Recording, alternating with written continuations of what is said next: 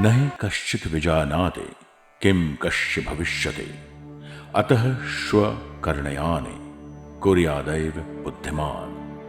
अर्थात कोई भी कभी नहीं जान सकता कि कल उसके साथ क्या होगा, तो बुद्धिमान व्यक्ति को कल का काम आज ही पूरा करना होगा। भारत एक विविधता से भरा देश। यहां अनेक भाषा, धर्म और जाति के लोग बसते हैं और अपनी अपनी धार्मिक आस्था का पालन करते हैं। भारत को त्योहारों का देश भी माना जाता है। सभी धार्मिक परंपराओं में फूलों का विशेष महत्व है। हर संस्कृति का प्रकृति के साथ एक अनोखा नाता है। प्रकृति का यही अंश हर त्योहार, पूजा पद्धति और धार्मिक संस्कारों में देखा जाता है। मां अंबे की पूजा हो या पीर बाबा की मजार पर चादर, फूलों की महक के बिना ये अधूरा है। फूल अपने आप में शुभ और पवित्रता का एहसास लेकर आते हैं और खुशबू फैलाते हैं। फूलों की खुशबू और महक तब तक रहती है जब तक वे खिले रहते हैं, लेकिन दुर्भाग्यवश जो फूल सुबह भगवान के चरणों में या मस्तक पर चढ़ाए जाते हैं, वही फूल शाम होते होते नदियों में या कूड़ेदान में पाए जाते हैं। मानव जाति के लिए यह बड़ी शर्मनाक घटना है कि हम जिस प्रकृति में बसते हैं उसी को प्रदूषित करते हैं। क्या इस पोल्यूशन का है कोई सॉल्यूशन? इसी सवाल ने कुछ साल पहले गुजरात के इंजीनियरिंग के 2 छात्रों के दिमाग में चिंगारी का काम किया, जो आज एक अनोखी सोच से आविष्कार के रूप में प्रज्वलित होकर समाज में बड़े परिवर्तन का निर्माण कर रहे हैं। अहमदाबाद जैसे बड़े शहरों में जहां अनेक मंदिर होते हैं और जहां हर रोज हजारों किलो फूल, फल और नारियल के छिलके कूड़ेदान या फिर नदियों में फेंक दिए जाते हैं, इससे पर्यावरण का बहुत बड़ा नुकसान हर रोज होता है। इस मुद्दे को ध्यान में रखते हुए अर्जुन ठक्कर और यश भट्ट को एक विचार आया कि इन फूलों और अन्य बायो वेस्ट का इस्तेमाल करके जैविक खाद और ऐसी अन्य चीजों को बनाकर प्रदूषण को रोका जा सकता है। साथ ही गाय के गोबर से भी अनेक नए उत्पाद बनाए जा सकते हैं। इसी सोच को सच में बदलने की शुरुआत उन्होंने अपने कॉलेज के पीछे की छोटी सी जगह में पायलट प्लांट से की। 2017 में 2 छात्र हमारे पास आए, यश और अर्जुन, एक नई सोच के साथ आए। उन्होंने बताया कि इस फल फूल से हम खाद बना सकते हैं, धूपसली बना सकते हैं, नारियल के छिलके से हम उसका किचन बना सकते हैं, बाउल बना सकते हैं। फिर होली के कलर, जो नेचुरल कलर भी ये फूल से बन सकते हैं। तो इसी सोच को हमने सपोर्ट किया, उसको वर्किंग स्पेस दिया और उन्होंने फिर एक अच्छा प्रोजेक्ट शुरू किया और बाद में अहमदाबाद कॉरपोरेशन ने भी उसको सपोर्ट किया और ये छात्र आज अच्छा काम कर रहे हैं। मेरी तो अपील है कि सभी विश्वविद्यालयों ने इस प्रकार विद्यार्थियों की क्रिएटिविटी और आइडिया को सपोर्ट करने के लिए एक अच्छी इकोसिस्टम डेवलप करें। इसी के साथ शुरू हुई उनकी सॉल्यूशन से स्टार्टअप की जर्नी, यानी कुसुम से क्रांति। अर्जुन और यश से ब्रूक एंड ब्रूम्स की जर्नी। 30 अगस्त 2018 को अर्जुन और यश ने मिलकर एक्सपेरिमेंट से लार्ज स्केल प्रोडक्शन का आरंभ किया। हम जब एक कॉरपोरेटर थी तब इन 2 युवाओं से हमारी मुलाकात हुई थी। तभी से हमको उनकी ये सोच का हिस्सा बनने की उत्सुकता थी। हमने साथ मिलकर हमारे शहर अहमदाबाद के कई देवस्थानों में फूलों के वेस्ट को इकट्ठा करने के लिए पीपल पात्र नाम के पात्र की व्यवस्था की थी। बाद में हमारे महापौर के कार्यकाल दौरान अहमदाबाद म्यूनिसिपल कॉरपोरेशन से हमने इस प्रोजेक्ट को आगे बढ़ाने के लिए विक्टोरिया गार्डन के वहाँ जगह प्रदान की और ये फूलों का वेस्ट ले जाने के लिए 2 वाहन की भी व्यवस्था की। एक जागरूक नागरिक होने के नाते हमें हमारे गांव, शहर में स्वच्छता रखना हमारा कर्तव्य है। वैसे सैकड़ों सालों से मंदिर के फूलों को नदियों में बहाने वाली परंपरा को एक ही झटके में बदलना बहुत ही मुश्किल था। मंदिर के पंडितों और संचालकों को सदियों से चली आ रही प्रथा को छोड़कर फूलों से जैविक खाद बनाने के लिए सहमत करना अपने आप में एक बहुत बड़ी चुनौती थी। अहमदाबाद की कल्याण पुष्टि हवेली सबसे पहला मंदिर था जो इनके साथ इस बदलाव की मुहिम में जुड़ा।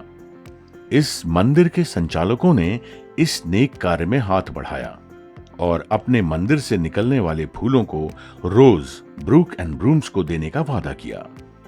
धीरे धीरे एक के बाद एक करके कई मंदिरों के संचालकों ने अपना हाथ बढ़ाया और आज अहमदाबाद के तकरीबन 100 से अधिक मंदिर इस प्रकल्प में जुड़ चुके हैं और अनेक धीरे धीरे करके जुड़ रहे हैं।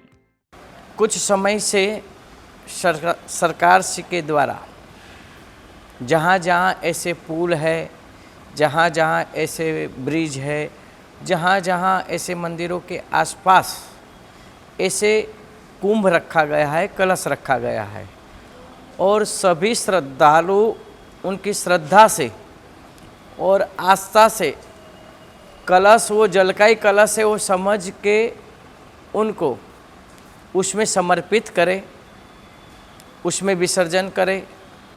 उस वस्तु से, कुंभ में से अनेक श्रम जीवों को, गरीबों को उसमें रोजी रोटी मिलती है। आज 3 साल की तपश्चर्या के बाद यश और अर्जुन ने अलग अलग जैविक कचरे से बनने वाले 7 उत्पादों को लोगों के सामने रखा है। इन उत्पादों में शामिल हैं वृक्ष मित्र, जैविक खाद, फूलों का कचरा, सूखे नारियल के छिलके, गाय का गोबर और सूखे पत्तों से इसको बनाया जाता है। श्रीफल कोकोपीट, मंदिर में से निकलने वाले नारियल के छिलके और नारियल के ठेले वालों के पास से मिले वेस्ट से पौधों के लिए उपयोगी कोकोपीट बनाया जाता है। साबरमती अगरबत्ती, मंदिर में से निकलने वाले विविध फूल और गाय के गोबर से वातावरण को पवित्र करने वाली अगरबत्ती बनाई जाती है। कोको शेल से बने कीचेन और कोको बाउल, सूखे श्रीफल के कठोर छिलकों का विशिष्ट उपयोग करके इस कोको शेल से कीचेन और कोको बाउल बनाए जाते हैं। गाय के गोबर से बनाए गए दिए और गमले, वैसे तो गाय के गोबर के कंडे हमने देखे हैं, लेकिन इन दोस्तों ने इस गोबर से पूजा के दिए और उपजाऊ गमले बनाए हैं। उपजाऊ गमले यानी गोबर व कोकोपीट को मिलाकर ऐसे गमले बनाए जाते हैं जो मिट्टी में मिलकर खाद के रूप में ही इस्तेमाल हो जाते हैं।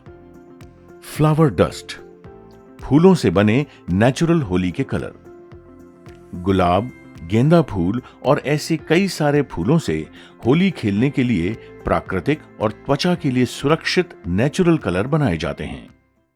तो 19 साल की उम्र में मैंने और मेरे दोस्त अर्जुन ने पहली बार ये एक वर्कशॉप अटेंड किया था कि हमारे सोशल लाइफ में बहुत सारे प्रॉब्लम्स होते हैं बट हमको उसको आइडेंटिफाई नहीं करते हैं।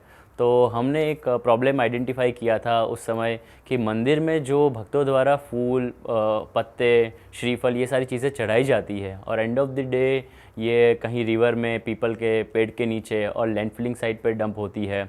तो ये बहुत बड़ा इश्यू था और अहमदाबाद जैसे बड़े सिटी में हर रोज़ 50 to 60 मेट्रिक टन जितना वेस्ट ये जनरेट होता था।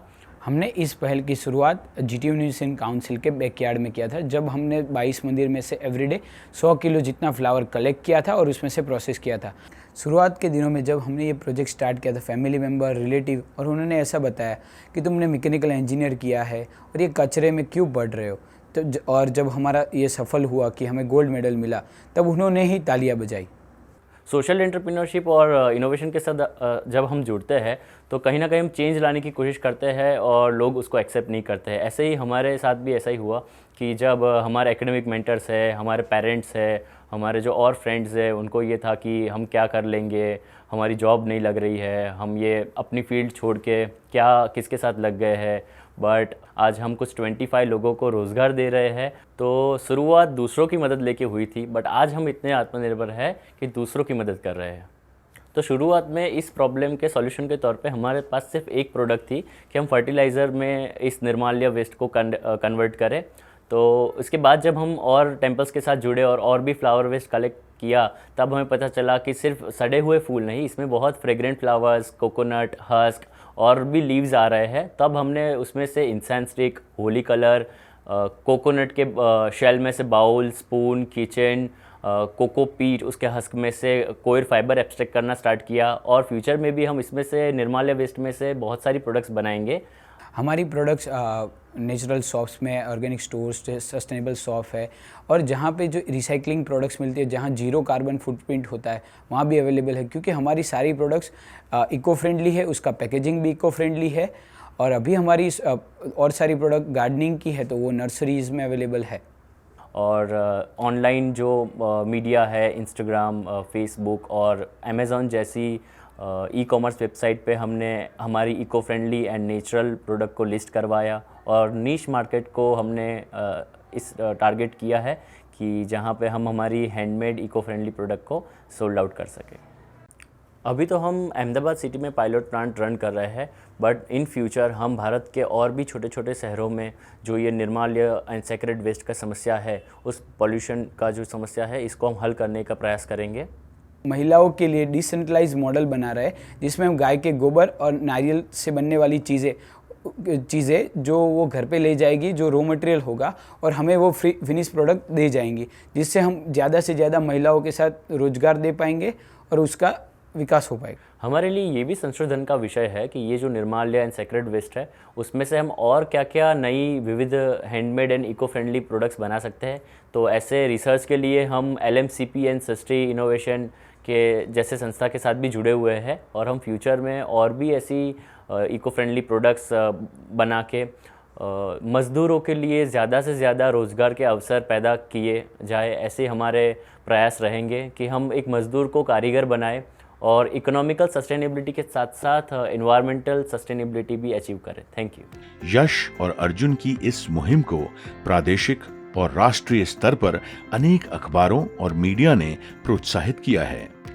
महज कुछ ही सालों के सफर में ब्रूक एंड ब्लूम्स को कई सारे पुरस्कारों से नवाजा गया है। अहमदाबाद में प्राइवेट FM रेडियो मिर्ची द्वारा आयोजित प्रतियोगिता आइडिया 2 चाबी लो में इनके मौलिक विचार को सराहा गया और इन दोस्तों को विजयी घोषित करते हुए अपने व्यवसाय को आगे बढ़ाने के लिए एक ऑफिस प्रदान की गई। जिस तरह गुलों के बिना गुलदान अधूरे हैं, ठीक उसी तरह प्रकृति के बिना मानव जीवन अधूरा है।